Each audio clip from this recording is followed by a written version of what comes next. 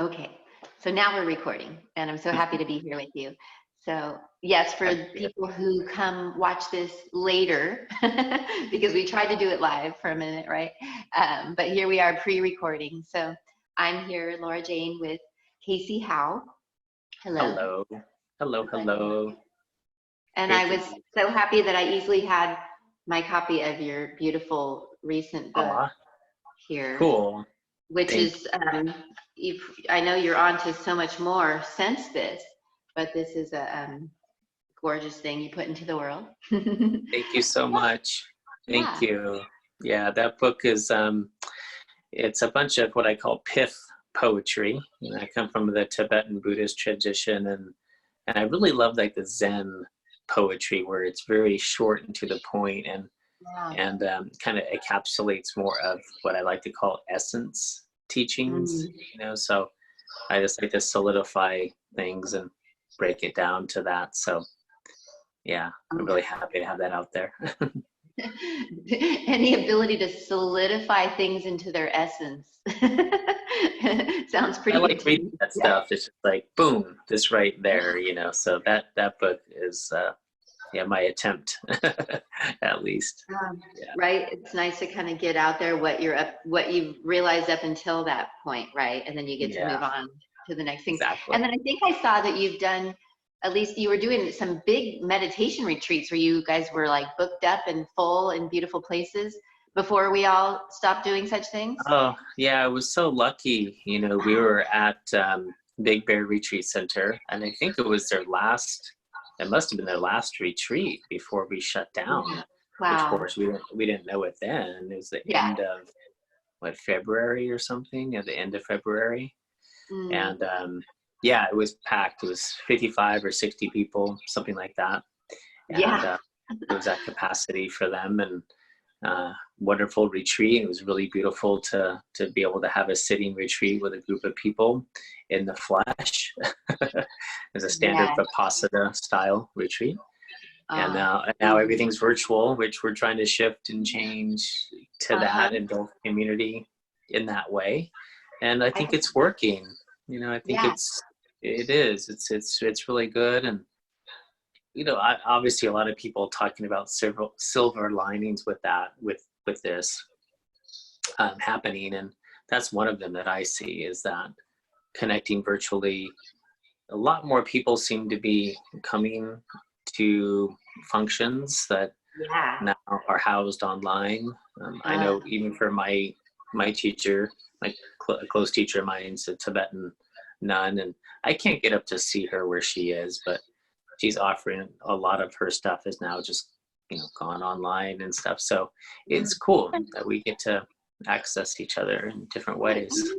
It does have an intimacy and a accessibility that is a nice combo for a lot of people too, right? And maybe with something like meditation support and things like I can imagine you're offering, it makes sense for people to bring that into their home more and more, right? To be doing it from home, because I would think that's kind of the hope, is they're going to start to bring it home, right? Yeah, that's true. Yeah. I think there's an intimacy and a non-intimacy that actually could be beneficial, because sometimes sitting in a physical group with people is sometimes difficult for others to walk into a group, especially if you're new, you don't know them. But even if you're just not one who likes to sit in really close quarters with people for an extended amount of time, I've gotten that feedback in the past. So I think it's of course, it depends on what type of person you are. Some people are more extroverted and really will love that human contact and that physical kind of connection. And then there's also another doorway that we're understanding too, with the virtual aspects of coming together, for people that are maybe on the fringes, or just checking it out. You could just check it out here, like the Sunday Sit, which we've been doing at Sacred Roots through Inside LA for 6.5 years or something. There's no way to really check it out, but now there is. Now you can go in and just kind of peek in through Zoom or something, listen to it and whatnot. Where before you'd have to go in there physically. So yeah, I think it's interesting. Yeah, and I'm finding I want to ask you, because I assume some of the group meditation offerings are about, again, like feeding people's personal practices. But do you think that there's an importance to our coming together with other people to meditate, maybe in addition to having our own personal home practice, that is something that is worth like being open to, the value of that, in addition to the Yeah, learning you're getting, but just the doing it around other people thing? yeah, absolutely. Well, I think the whole package, the whole system, there's a Ah, famous line in the Buddhist teachings, and the Buddhists would call the community Sangha. The Sangha is the spiritual community, right? And Ananda, who was one of the prime student of the Buddha, and also his cousin, I believe. Ananda asked the Buddha one time, I believe the Sangha, the spiritual community, is 50% of my entire practice. And wow. the Buddha said, no, Ananda, it's 100% of your practice. And the reason is it's like, it's not just the meditating together, but it's the support. Like, we Mm, cannot do this alone. It's like, and again, meditation's been taught, within this whole system for so long, and there's all these different aspects to getting to the cushion, staying on the cushion. It's very mm, difficult. It's very difficult to come for most people to even get on the cushion for a moment. yeah. It's really hard. And it's a long journey to get there usually, Mhm. unless you're born with it. It's a long journey to understand these teachings and why would you do it? How do you do it? What's the effective way to do it? There's a lot of things that go into that, and then actually sitting consistently, staying on the cushion. So if you have a community of people that are all Mm. trying, like you're trying, then you're supporting one another, and that's the only way that long term the practice can Mm. be sustainable. Right? Ah, You want to find a wow. community of people, and this could be more cohesive, like let's say like a Buddhist community or any kind of meditation community. Also, it can be patched together. We have people that are on the spiritual path, and you have your spiritual homies, keeping it, Mm. keeping you going, and this and that. So Yeah. yeah, the spiritual friends are just such precious jewels for sure. Yeah. Wow, but I feel like that's something that a lot of people who even maybe think they're in the meditation and understand what it is aren't aware of. Me too, even like how much supportive community actually is part of a meditative and a meditation life, if we think we're interested in that. Because I think a lot of us think maybe it's something that's all about more just always being by yourself and not at Mm, all about the community aspect. So wow. And that story that you told of how it could be like 50% or 100% of the practice. hmm. But that it also feels really beautiful just to remind us how much our connection with others is so important, and that like these teachings teach that, even though they Yeah, seem like there's so much about ourselves, right? But I guess part of understanding ourselves is the realizing how much that community is important, and the supportive yeah, spiritual community. Ah, yeah. wow. And turning inward is so difficult. I know the first maybe 13 Uh, years of my practice, I was, alone. Just, I would uh, have groups that I went out to, and I would learn from teachers and be a part yeah, of groups. But basically, I didn't have a very close center. I was just practicing at home. And then yeah. when I went to move to the retreat centers, I ended up living in retreat centers for 6 years. I remember the first year, I mean, it was incredible the growth that I had in 1 year of living at the centers, because I had the whole community, the community that I was a part of then. They were meditating together for 35 years when I got there. So they were extremely dedicated practitioners, extremely wise, obviously very skilled at what they've done with their whole path. And then the accountability, of course, we meditated together every day, so every single morning we had morning meditation.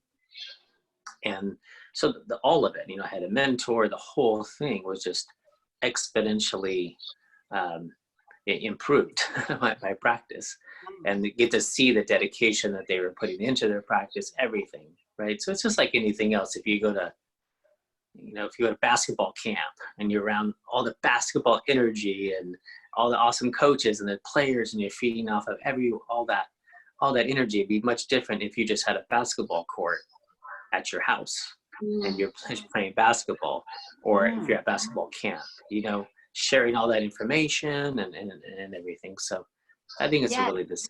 The energy of other people. And I feel like that feels like a revelation to me too, that retreat, or even living at a retreat center, I might imagine that could even be, if you're at a meditation retreat center, a very solitary life, that I wouldn't assume that meant actually a lot of community.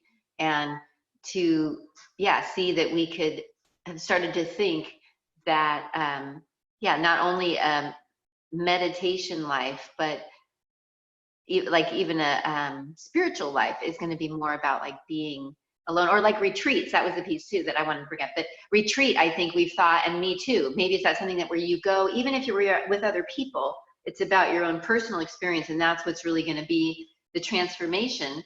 But you're reminding me that any sense of retreat is actually maybe meant to be, because we talked about retreat last time, and you talked about how in the traditions they say how retreat is important as part of your practices, right? To make time for that, and with other people, I'm realizing through our conversation, because it's the other people part of retreat though, right? That's actually part of the transformation, not that you're ignoring all the other people, but that actually your interactions with them, which I think sometimes, that some people might think they might stay away from retreat because they're not sure if they're ready for that connection they might have. But right, that's powerful to realize retreats about our experience with the other people, right? And that's what can be so transformative.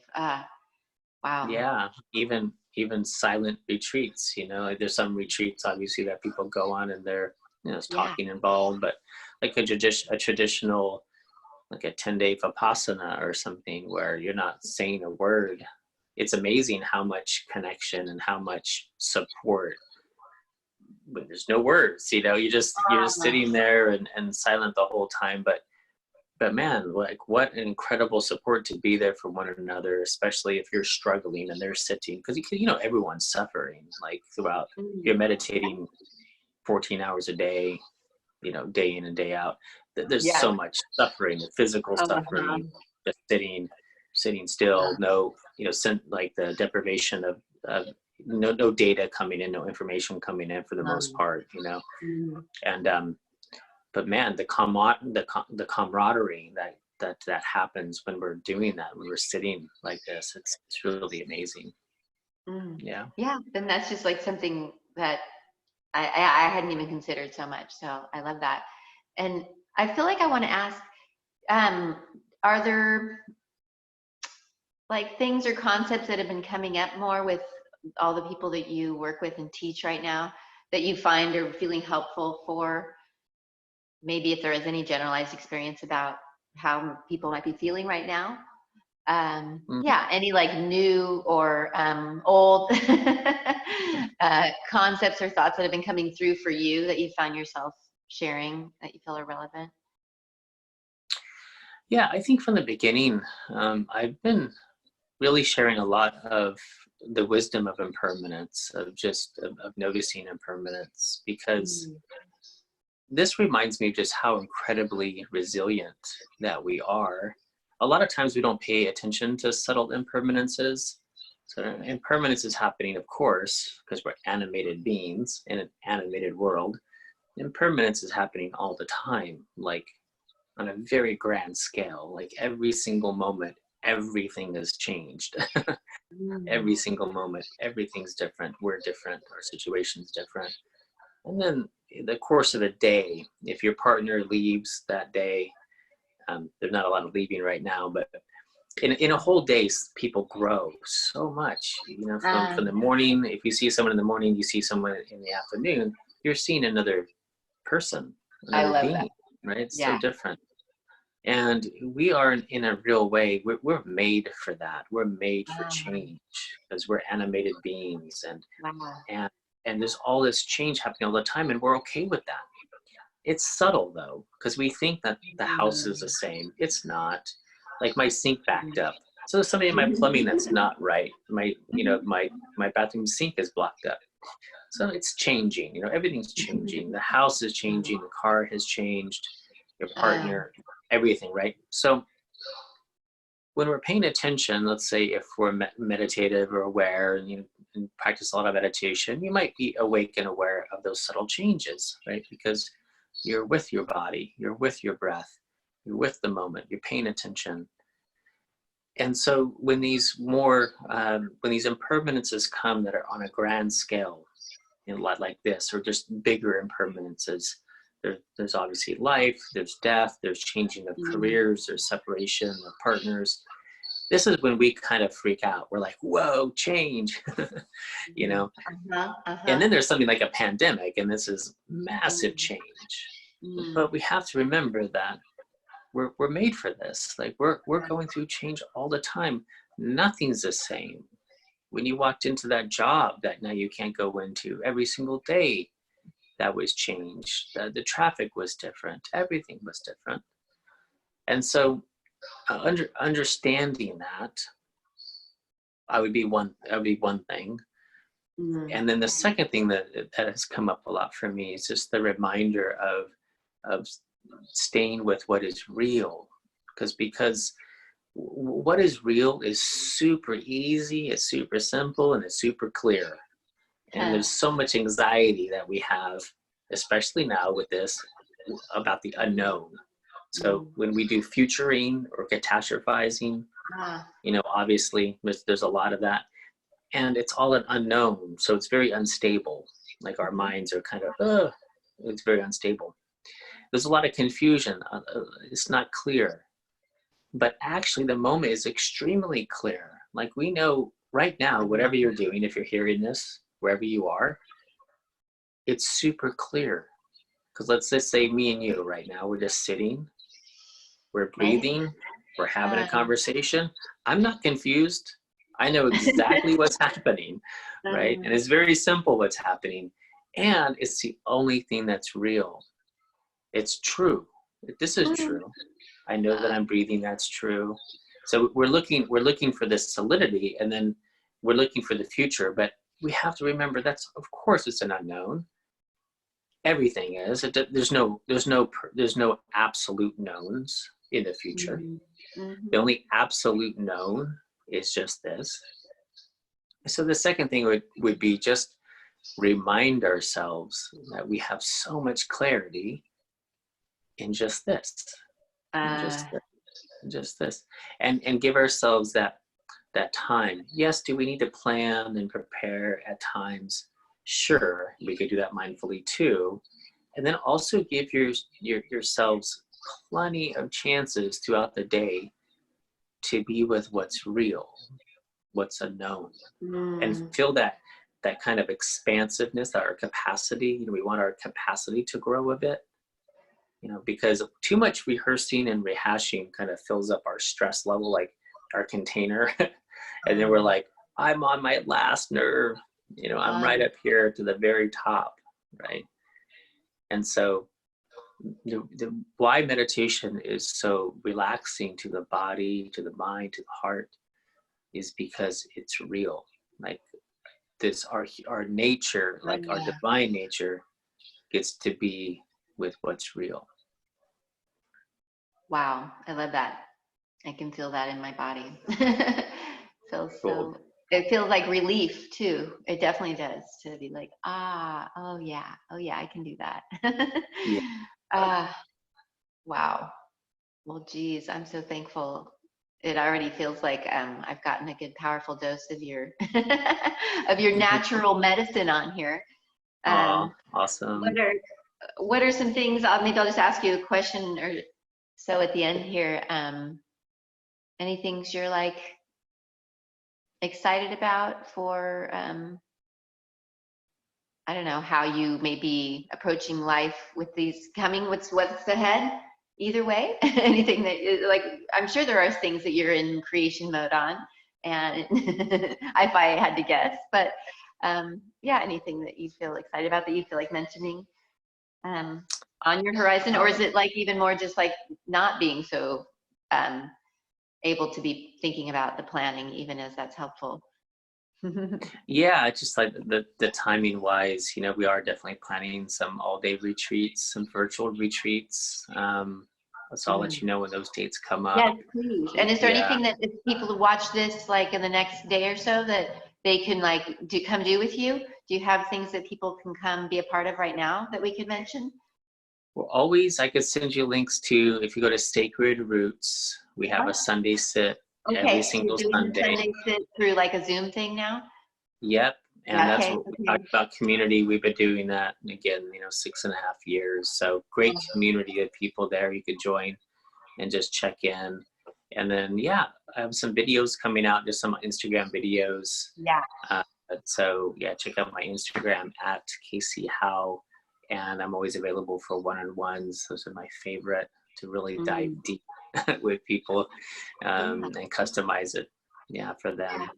So. And do you plan to continue to do the meditation teacher trainings as part of your circuit? Yeah. Those are in the works. We're doing an advanced meditation training right now for people that have graduated from the last one. And then, I just finished up like 3 weeks in a row of like all day retreats and stuff. So I'm kind of just taking a little, a little mellow time, but that's amazing. But yeah, I'm excited that this energy is drawing people inward. And we always have to remember that when we turn inward, to turn inward with lots of compassion, because turning inward is not always familiar. And so there's a lot of anxiety that can come up, a lot of depression maybe that can come up.